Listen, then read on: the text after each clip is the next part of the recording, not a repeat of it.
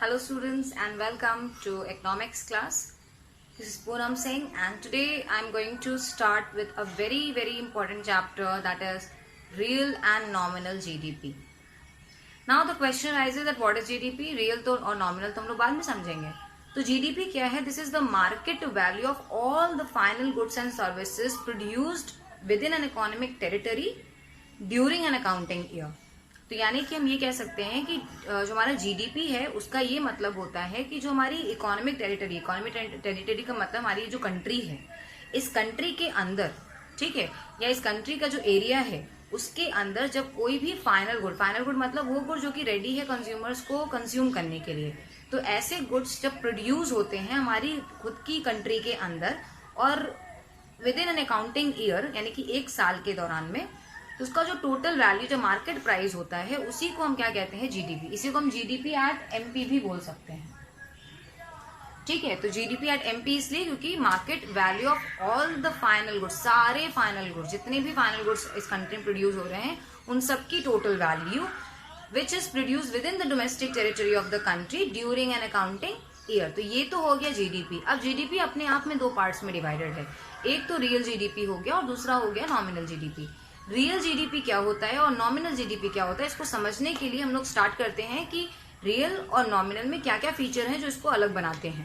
पहला, real at constant price base years price. अब जो रियल जीडीपी है यानी कि ऐसी जीडीपी जिसका एस्टिमेशन यानी कि जो टोटल हम मार्केट वैल्यू जिसकी बात कर रहे हैं, तो जो मार्केट वैल्यू है उसको निकालने के लिए जो हम एस्टिमेशन के लिए प्राइस रखेंगे वो प्राइस कैसा होगा?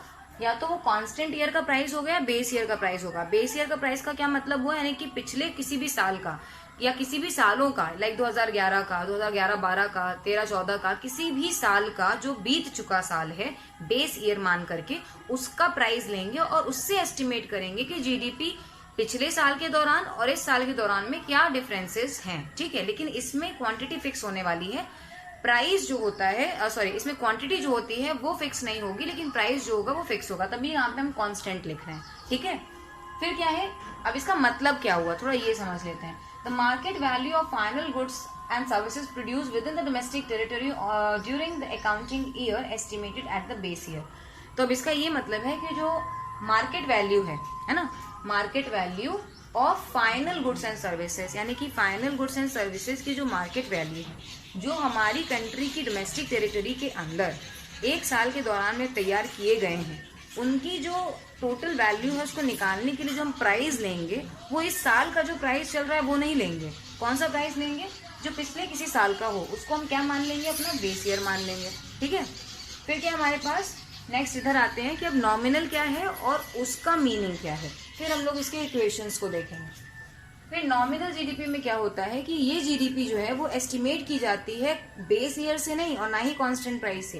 ये करंट ईयर में क्या प्राइस चल रहा है. अब मैं जैसे अगर डिफरेंशिएशन करना चाहूँ तो मानकर चलो कि ये हम 2011-12 का प्राइस ले लेंगे यहाँ पे. ठीक है, और यहाँ पे क्या लेंगे? अभी क्या चल रहा है? 2019-20.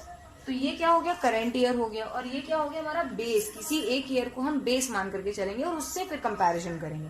तो यहाँ पर जो नॉमिनल जीडीपी है वो कैलकुलेट की जाएगी करंट ईयर में क्या प्राइस चल रहा है उसके बेसिस पे. अब ये क्या होता है? The market value of final goods and services produce with in the domestic territory of a country during an accounting year estimated at the current year price. अब इसमें भी क्या है? इसमें भी मार्केट वैल्यू को हम कैलकुलेट करेंगे. किसकी? फाइनल गुड्स एंड सर्विसेज की. कहाँ प्रोड्यूस किया गया है? डोमेस्टिक टेरिटरी में प्रोड्यूस किया गया है. कब? During an accounting year. और किस पे आप एस्टिमेट करोगे? तो करंट ईयर के प्राइस पे हम इसको एस्टिमेट करेंगे. यानी कि जो भी करंट ईयर में प्राइस चल रहा होगा, अगर सपोज करंट ईयर में प्राइस 100 रुपए चल रहा है और बेस ईयर में प्राइस 10 ही रुपए था, तो ये हमारा कंपैरिजन का बेस होगा. इसमें 10 रुपए को लेंगे जो उस समय पे था और इस समय क्या चल रहा है वो प्राइस लेंगे. ठीक है, तो ये दोनों के बीच का क्या है? डिफरेंस. रियल मतलब कांस्टेंट या बेस ईयर के प्राइस पे निकाला जाएगा जीडीपी, और यहाँ पर इन दोनों में हम एमपी मेंशन कर देते हैं क्योंकि मार्केट प्राइस है यहाँ पर. ठीक है, तो और ये कैसे मार्केट प्राइस निकाला जाएगा? ये on the basis of the current year का प्राइस, जो भी करंट में प्राइस चल रहा है. अब इन दोनों की इक्वेशन को देख लेते हैं क्या डिफरेंस है इन दोनों की इक्वेशन में. तो इफ यू विल सी, यहाँ पर जो मैंने रियल में लिखा है वहां के इक्वेशन में Q इंटू पी बी है. ठीक है, वेयर एज अगर मैं नॉमिनल का देखूं तो मैंने लिखा है Q इंटू पी. ठीक, तो जब P केवल P लिखा होगा तो इसका मतलब वो करंट ईयर को दर्शा रहा है, और जब P के साथ B लगा हुआ है, इसीलिए मैंने B लगाया ताकि आपके लिए इजी हो जाए ये सेग्रीगेट करना कि कौन सा किसका इक्वेशन है।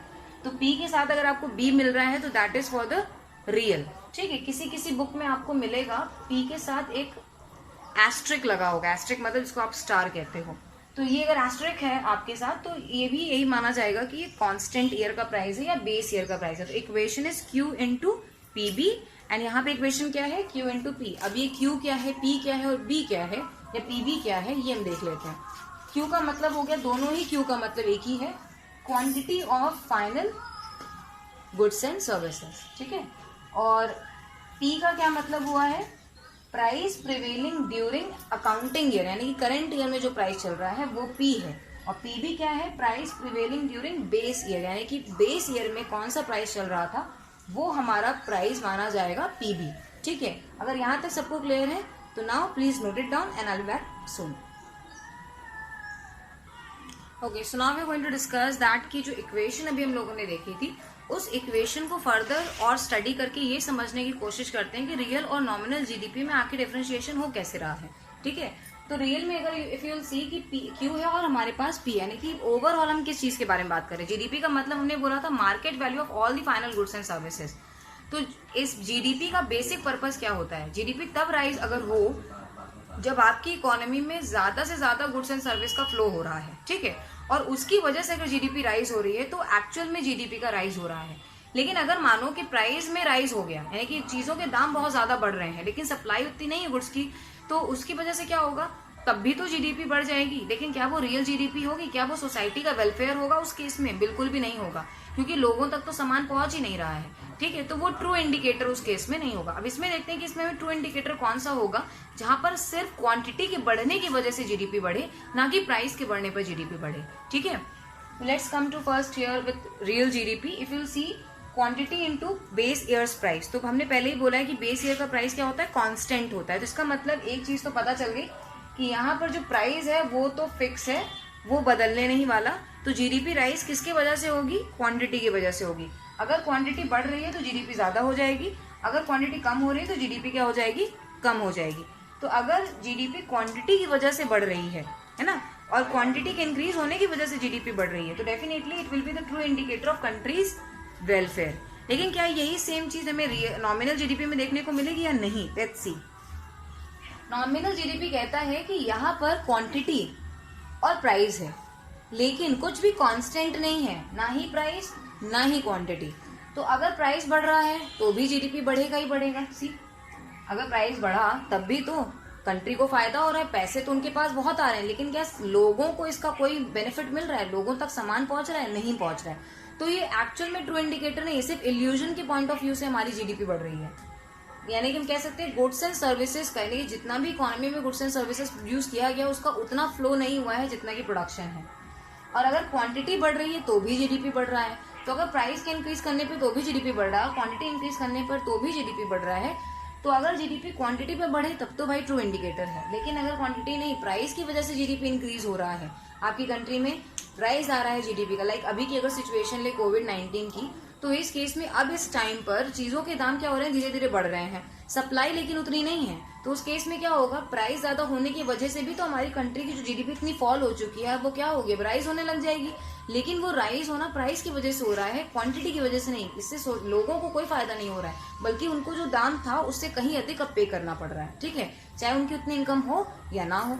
तो इस केस में क्या है, अगर जीडीपी पैसे की वजह से बढ़े, है ना, प्राइस राइज की वजह से बढ़े, तो it is just a money illusion, it is not the true indicator of the GDP. तो it is written illusion when GDP rises due to price rise, not because of the quantity.